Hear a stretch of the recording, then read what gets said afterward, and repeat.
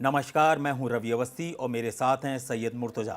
मैं आपको बता दूं कि अमेरिकी हमले से सर्वनाश शुरू हो चुका है और मरने को तैयार हो चुका है ईरान। ऐसी उसकी जो योजनाएं हैं वो साफ ये दिखा रही हैं कि ईरान अब मरने मारने पे उतारू है।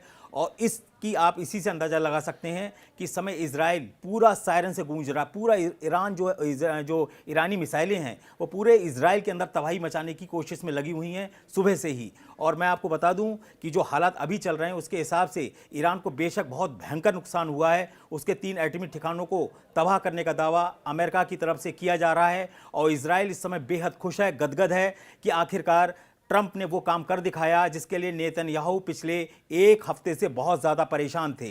मैं आपको ये भी बताऊंगा कि भाई किस तरीके से पहली बार खुर्रम शहर मिसाइल जो है या खैबर शेकन मिसाइल जो है वो किस तरीके से ईरान ने यूज़ की है और क्यों की है। तीसरी इंपॉर्टेंट बात यह है कि रूस और चीन ने अचानक कहते हैं ना 8 घंटे के बाद, इस हमले के 8 घंटे के बाद कुछ ऐसी ऐलान कर दिए हैं जिसने ट्रंप और नेतन्याहू के हाथ पांव फुला दिए हैं। सबसे पहले मुर्तजा, मैं आपसे ये जानना चाहूँगा कि इस हमले को आप किस रूप में देखते हैं और अब आगे की स्थिति क्या हो रही है। देखिए, इस हमले को लेकर सबसे बड़ी बात यह है कि ट्रंप जो बोल रहे थे, 2 हफ्ते की बात कर रहे थे, वो उन्होंने 24 घंटे के अंदर कर दिया।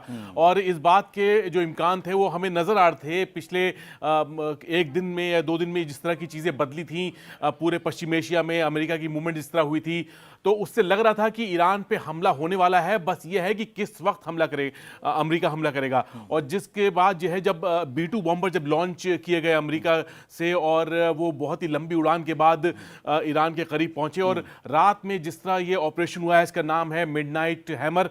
तो ये मिडनाइट हैमर, इसका नाम किस वजह से रखा गया?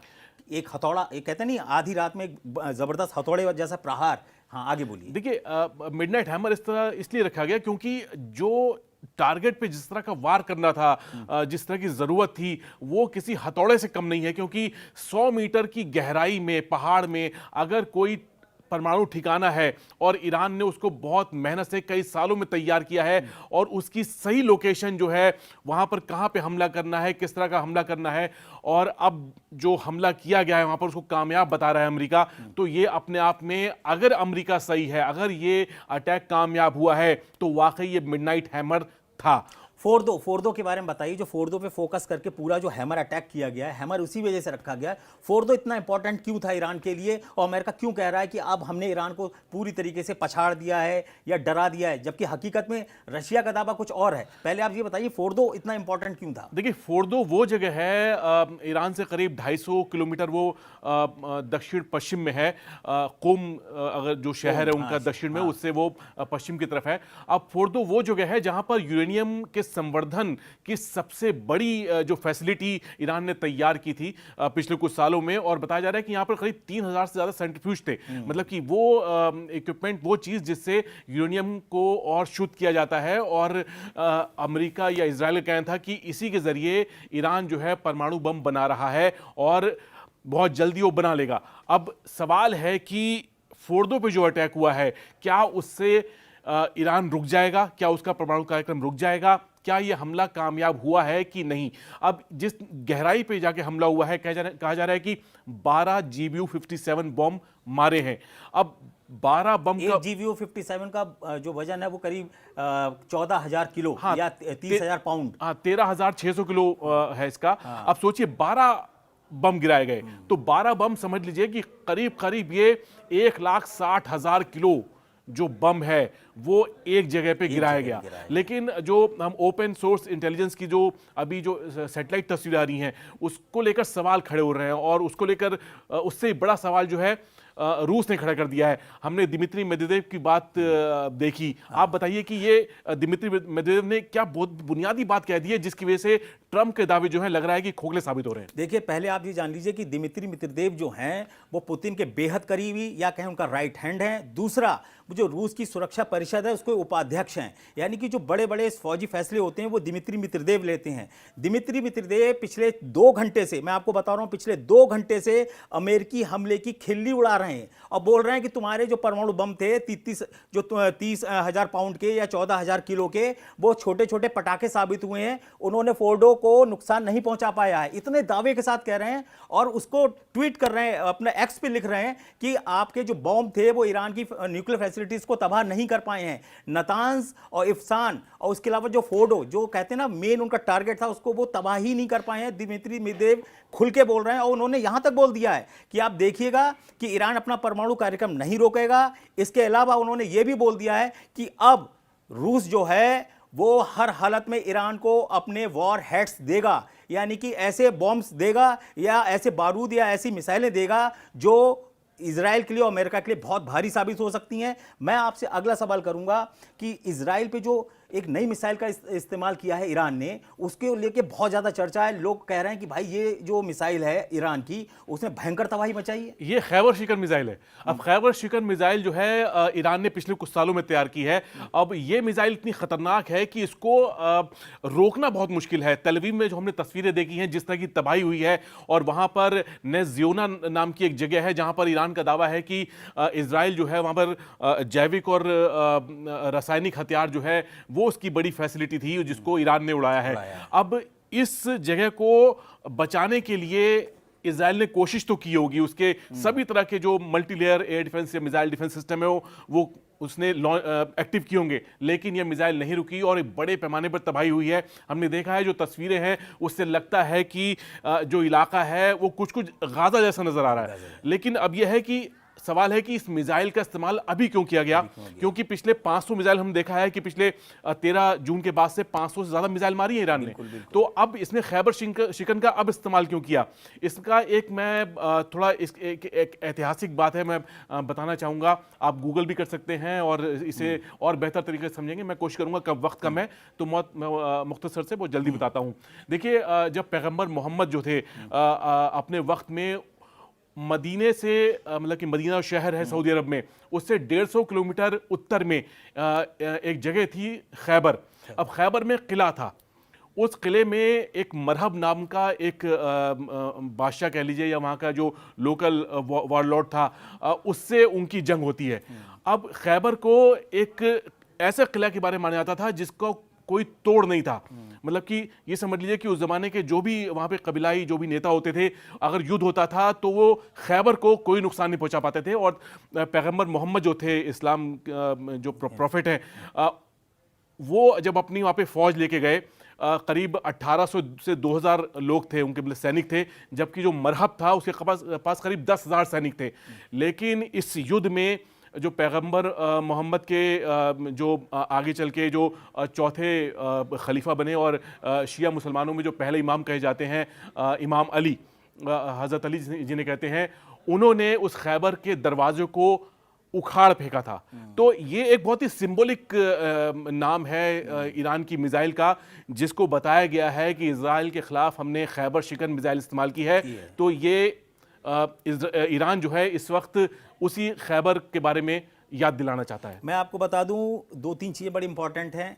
एक तो सब इस समय पूरी दुनिया ये जानना चाह रही है कि जब ईरान में इतना भयंकर अटैक हुआ है तो भाई ईरान के साथ है कौन। ईरान के साथ चीन और रूस खुलकर पहले भी आ चुके थे, अब तो उन्होंने डंके की चोट पर आकर बोलना शुरू कर दिया है कि हम ईरान के साथ हैं।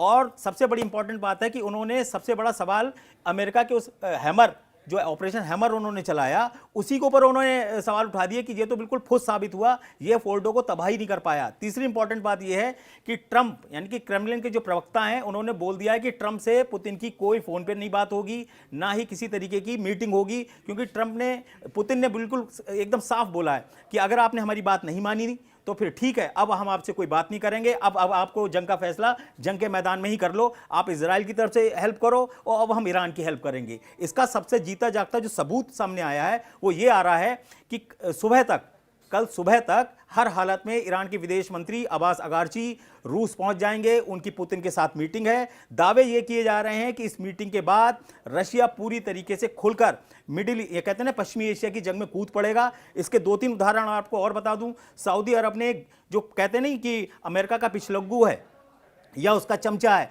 वो तक अब इस हमले की निंदा कर रहा है कि अमेरिका ने इतना बड़ा अटैक आखिर इजराइल पर, ईरान पर क्यों कर दिया, जबकि वो बात की जा रही थी ट्रंप की तरफ से कि 14 दिन तक कोई हमला नहीं होगा। असल में दावे किए जा रहे हैं कि ईरान की तैयारियां इतनी अच्छी थीं कि वो अगले 10 से 12 दिन के अंदर एटम बम बना सकता था, इसीलिए जो ट्रंप थे वो 14 दिन की बाद से पलटे और बता रहे हैं अटैक किया। अटैक के लिए देखिए इतनी दूर से लड़ाकू विमान लेके आए हैं अपने B-2 बॉम्बर्स, जिसके बारे में आप कल्पना नहीं कर सकते। वो डियोगो गार्जिया से सीधे डायरेक्ट नहीं आए, वो अमेरिका के मिसूरी से 37 घंटे तक लगातार उड़ान भरी B-2 बॉम्बर्स ने, रास्ते में उनमें फ्यूल भरा गया। उसके बाद ईरान के फोर्डो पर भयंकर अटैक किए गए और 30 टॉमहॉक मिसाइलों से नतांज और इस्फान जो उनका परमाणु रिएक्टर उस पर अटैक किए गए। इसी से आप अंदाजा लगा सकते हैं कि अमेरिका ने कितनी बौखलाहट में ये अटैक किया है, लेकिन ये इस अटैक के ऊपर सवाल उठने लगे हैं और उसका असर ये हो रहा है कि अब रशिया और चीन खुलकर ईरान के समर्थन में आ गए हैं। एक सवाल आपसे समझाऊंगा, क्या आपको लगता है पुतिन जो है उनकी टाइमिंग ऐसी क्यों है कि आज उन्होंने बीच में दखल दिया है और आज वो बहुत मुखर होकर बोल रहे हैं, वो या फिर दिमित्री मेदवेदेव जो हैं उन्होंने बात की है, तो आज वो क्यों, अभी तक वो क्यों इंतजार कर रहे थे? देखिए मेरे हिसाब से दो चीजें बड़ी इंपॉर्टेंट हैं।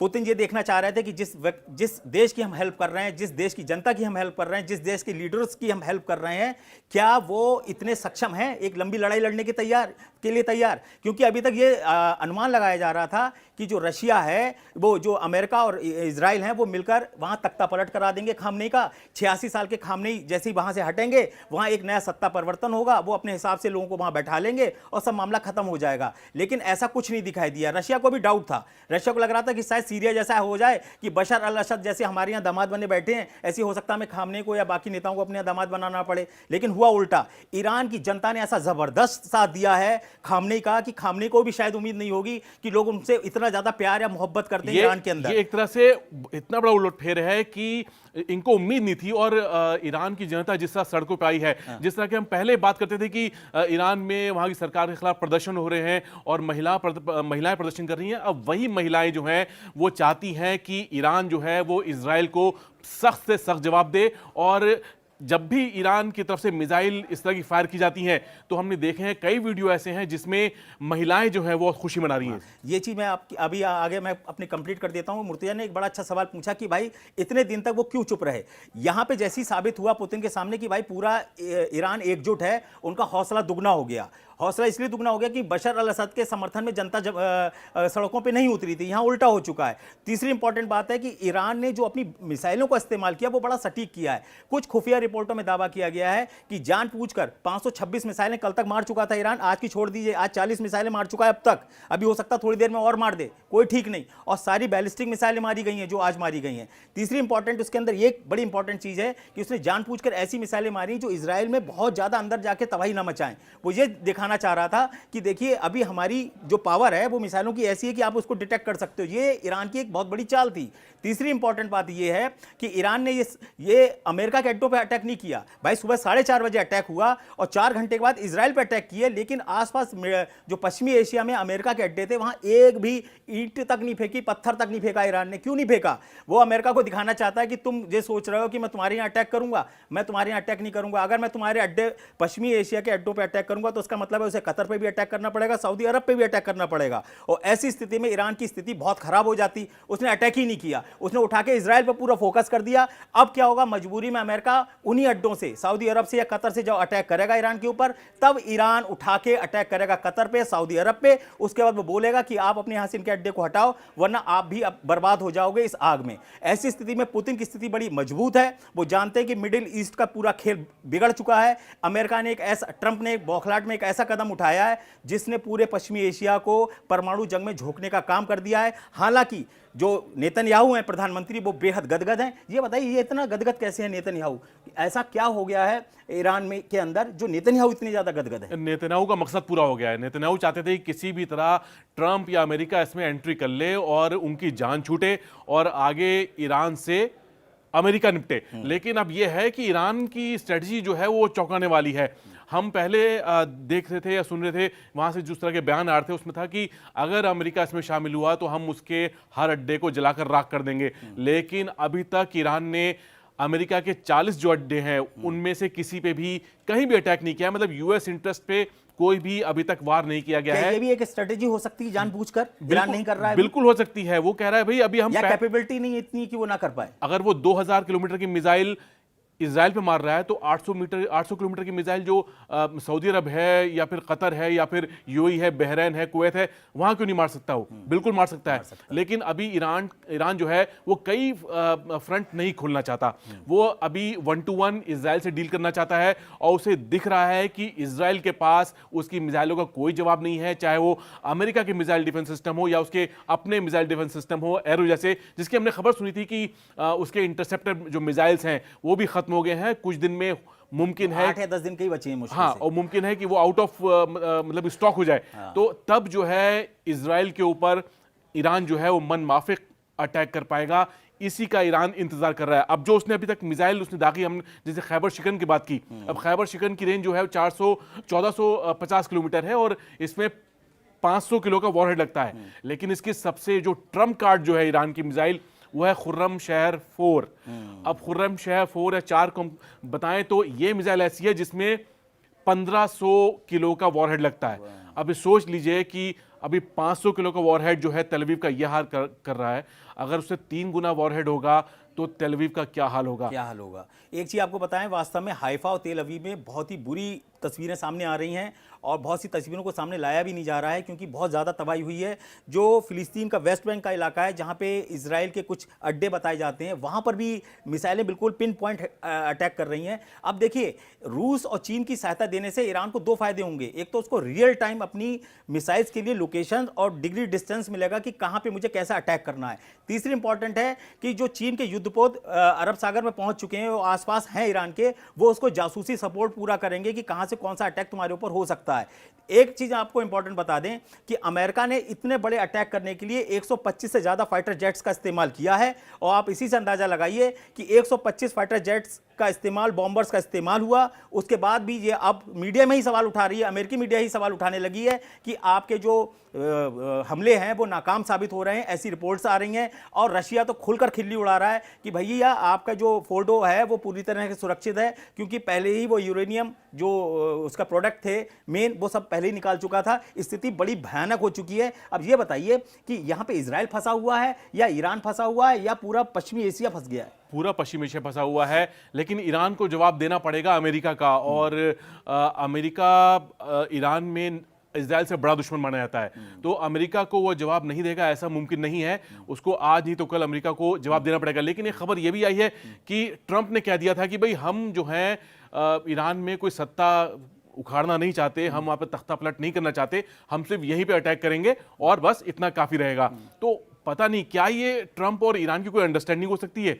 क्या ट्रंप जो है एक फेस लॉस से बचने के लिए सिर्फ ऐसी स्ट्राइक करें जिससे ईरान को कोई नुकसान ना हो? लेकिन हाँ, ये बात है कि ईरान की संप्रभुता को अमेरिका से खतरा हुआ है और ये फैक्ट जो है ईरान को जवाब देने के लिए मजबूर कर देगा। अब जो हम सैटेलाइट की इमेज देखी हमने, उसमें यह है कि 3 या 4 जगह जो एक बड़े होल्स जो हैं पहाड़ पे दिखाई दे रहे हैं। अब उन होल्स का मतलब यह है कि 4 जगह से मिसाइल जो है उन्होंने अटैक किया, मतलब पेनिट्रेट किया। मतलब एक जगह पे नहीं गई, एक जगह पे नहीं गई, तो जबकि जाना एक जगह चाहिए था। हाँ, तब ज्यादा इफेक्टिव होता है हाँ, क्योंकि इस जो बॉम्ब जो गिरा है उसकी जो पेनिट्रेशन जो लेवल है वो 60 मीटर तक है और ये जो अड्डा बताया जाता है जहां पे संवर्धन चल रहा था ये 100 मीटर पे है। 100 मीटर, तो मतलब 40 मीटर गैप जो है, अगर उसको भी तबाह करना था तो एक ही जगह कई वार करने थे।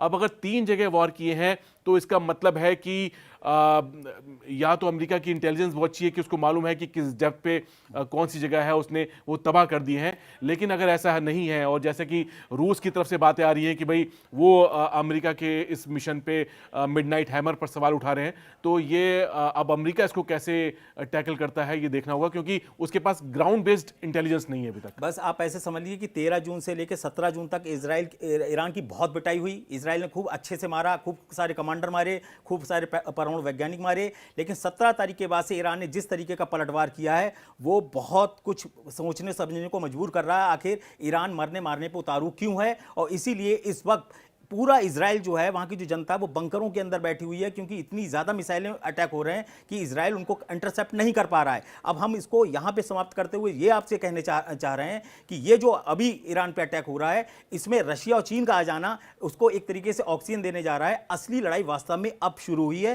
क्योंकि अब पूरा मिडिल ईस्ट जो है वो एक तीसरे विश्व युद्ध की आग में जा रहा है, वो साफ साफ आपको दिख रहा है।